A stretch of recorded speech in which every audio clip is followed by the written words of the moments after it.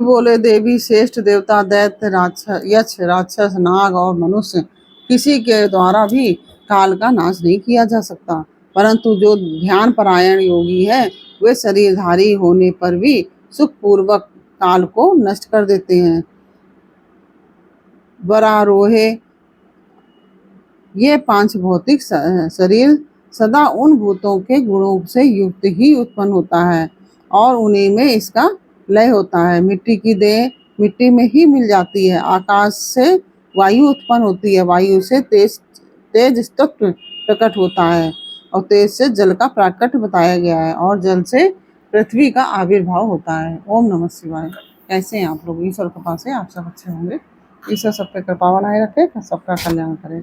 आज मैं बताने जा रही हूँ शिशु महापुराण की उमा संहिता का अध्याय नंबर 26।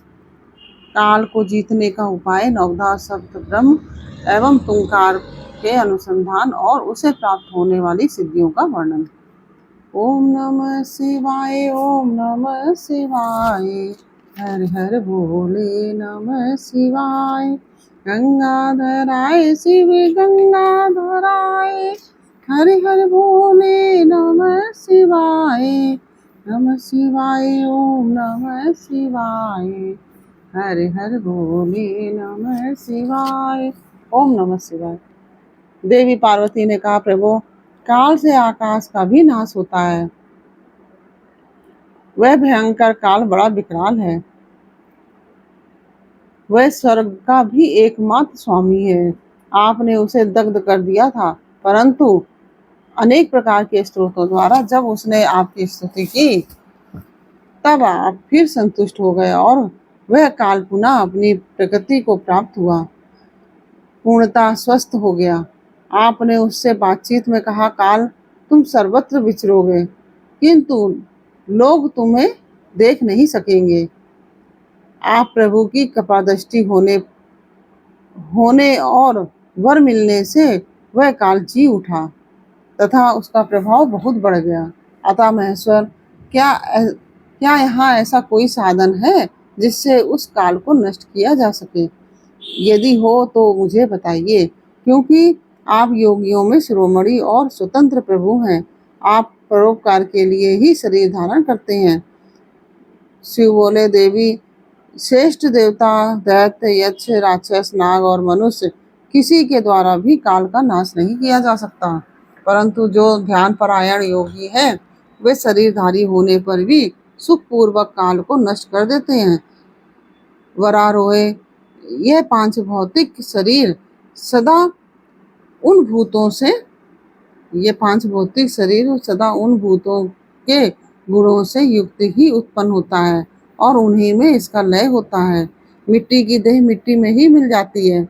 आकाश से वायु उत्पन्न होती है, वायु से तेज तत्व प्रकट होता है, तेज से जल का प्राकट्य होता है और जल से पृथ्वी का आविर्भाव होता है। पृथ्वी आदि भूत क्रमशः अपने कारण में लीन होते हैं। पृथ्वी के 5, जल के 4, तेज के 3 और वायु के 2 गुण होते हैं। आकाश का एकमात्र शब्द ही गुण है। पृथ्वी आदि में जो गुण बताए गए हैं उनके नाम इस प्रकार हैं: शब्द, स्पर्श, रूप, रस और गंध। जब भूत अपने गुण को त्याग देता है तब नष्ट हो जाता है और जब गुण को ग्रहण करता है तब उसका प्रादुर्भाव हुआ बताया जाता है। देवेश्वरी, इस प्रकार तुम 5 भूतों के यथार्थ स्वरूप को समझो।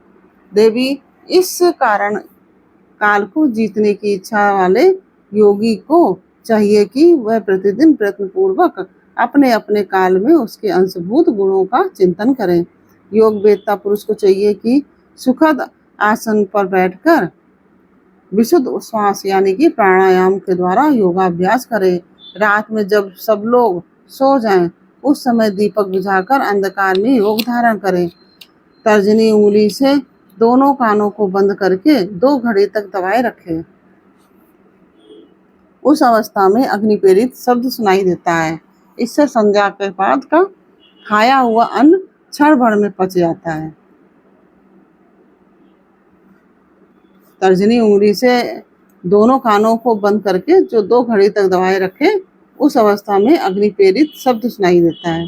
इससे संध्या के बाद का खाया हुआ अन्न क्षण भर में पच जाता है और संपूर्ण रोगों तथा ज्वर आदि बहुत से उपद्रवों का शीघ्र नाश कर देता है। जो साधक प्रतिदिन इसी प्रकार 2 घड़ी तक शब्द ब्रह्म का साक्षात्कार करता है, वह मृत्यु तथा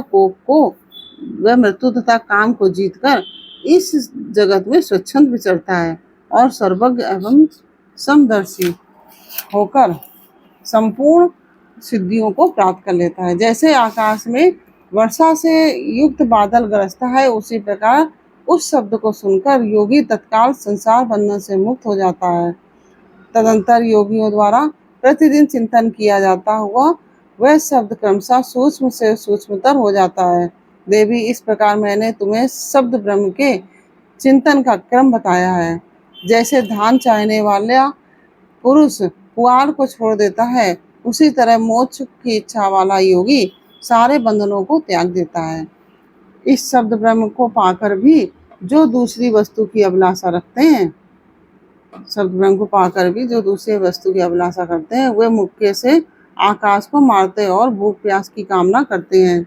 यह शब्द ब्रह्म ही सुखद मोक्ष का कारण, बाहर भीतर के भेद से रहित, अविनाशी और समस्त उपाधियों के रहित परब्रह्म है।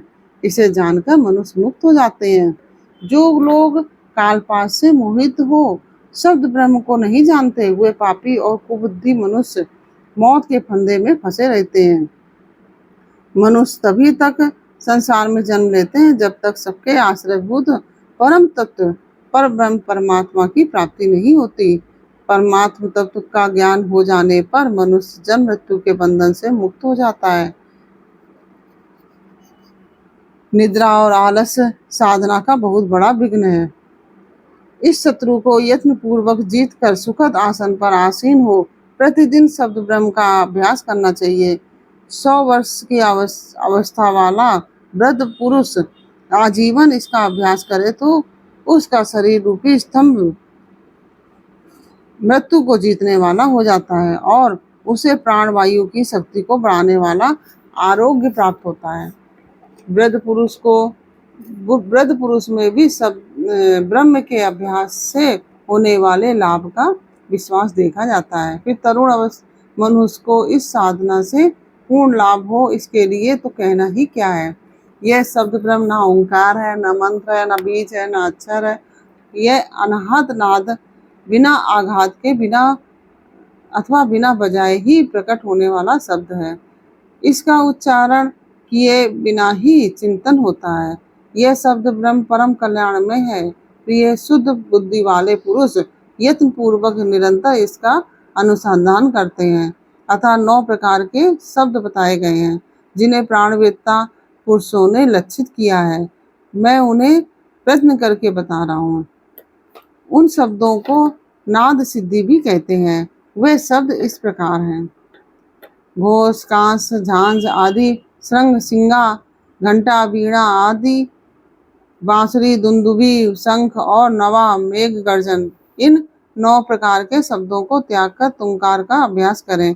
इस प्रकार सदा ही ध्यान करने वाला योगी पुण्य और पापों से लिप्त नहीं होता। देवी, योगाभ्यास के द्वारा सुनने का प्रयत्न करने पर भी जब योगी उन शब्दों को नहीं सुनता और अभ्यास करते करते मरणासन हो जाता है, तब भी वह दिन रात उस अभ्यास में ही लगा रहे। ऐसा करने से 7 दिनों तक वह शब्द प्रकट होता है जो मृत्यु को जीतने वाला है। देवी, वह शब्द 9 प्रकार का है। उसका मैं यथार्थ रूप से वर्णन करता हूँ। पहले तो घोषात्मक नाद प्रकट होता है जो आत्मशुद्धि का आकृष्ट साधन है। वह उत्तम नाद सब रोगों को हर लेने वाला तथा मन को वशीभूत करके अपनी ओर खींचने वाला है। दूसरा कांस नाद है जो प्राणियों की गति को स्तंभित कर देता है। वह विष, भूत और ग्रह आदि सबको बांधता है, इसमें संशय नहीं है। तीसरा श्रृंगनाद है जो अविचार से संबंध रखने वाला है, जो शत्रु के उच्चाटन और मारण में नियोग एवं प्रयोग करे। चौथा घंटा नाद है जिसका साक्षात परमेश्वर शिव उच्चारण करते हैं। वह नाद संपूर्ण देवताओं को आकृष्ट कर लेता है। फिर भूतल के मनुष्यों की तो बात ही क्या है। यक्षों और गंधर्वों की कन्याएं उस नाद से आकृष्ट हो योगी को उसकी इच्छा के अनुसार महासिद्धि प्रदान करती हैं तथा उसकी अन्य कामनाएं भी पूर्ण करती हैं। पांचवा नाद वीणा है, जिसे योगी पुरुष ही सदा सुनते हैं। देवी उस वीणा नाद से दूर दर्शन की शक्ति प्राप्त होती है। दूरदर्शन की शक्ति प्राप्त होती है। वंशीनाद का ध्यान करने वाले योगी को संपूर्ण तत्व प्राप्त हो जाता है। दुंदुभी का चिंतन करने वाला साधक जरा और मृत्यु के कष्ट से छूट जाता है।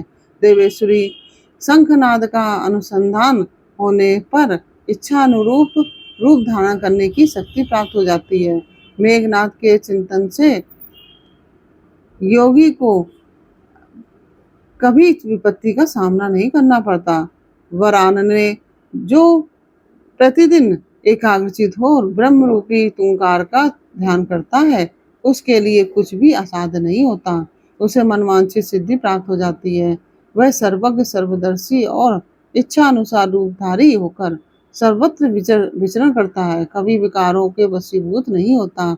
वह साक्षात शिव ही है, इसमें संशय नहीं है। परमेश्वरी, इस प्रकार मैंने तुम्हारे समक्ष शब्द ब्रह्म के नवधा स्वरूप का पूर्णतया वर्णन किया है। अब और क्या सुनना चाहती हो। इस प्रकार से यह अध्याय पूर्ण हुआ। यह अध्याय आपको कैसा लगा यह मुझे कमेंट बॉक्स में अवश्य बताइए। अच्छा लगा वीडियो को लाइक शेयर अवश्य कीजिए। आप लोग कमेंट नहीं करते, कमेंट अवश्य किया कीजिए। क्या आपको कथा नहीं समझ में आ रही है यह भी मुझे बताइए। अगर नहीं समझ में आ रही तो बताइए, तो हम उसमें परिवर्तन करने की कोशिश करेंगे। फिर मिलते हैं आपसे अगले अध्याय के साथ अगले वीडियो में। तब तक के लिए ओम नमः शिवाय। राधे राधे।